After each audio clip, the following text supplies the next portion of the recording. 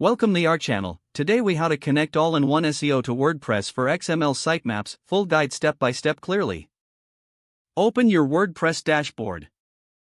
On the left menu, click on Plugins. Select Add New to find new plugins. In the search bar, type All-in-one SEO. Locate the All-in-one SEO plugin in the search results. Click the Install Now button next to the plugin. Once the installation is complete, click Activate.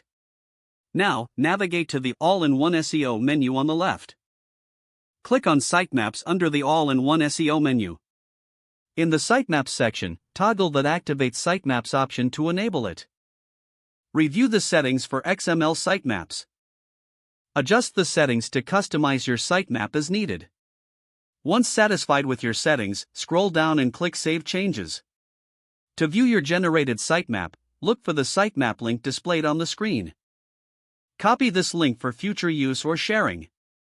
To verify the sitemap works, paste the link into your browser.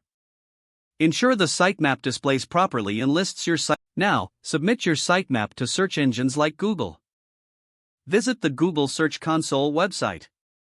Log into your account or create one if you haven't yet. Once logged in, select your property. Navigate to the Sitemaps section. Paste your copied sitemap URL into the Add a New Sitemap field.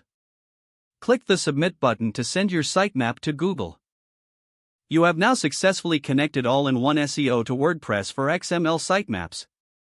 If the page does not load, refresh the browser or try again in a private or incognito window.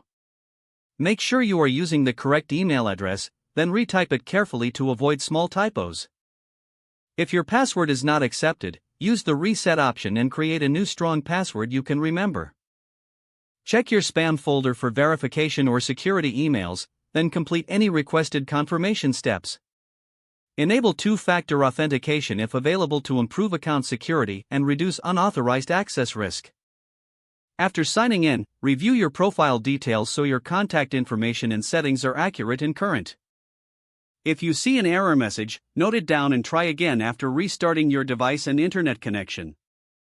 Don't forget to like this video and subscribe to our channel for more step-by-step tech guides.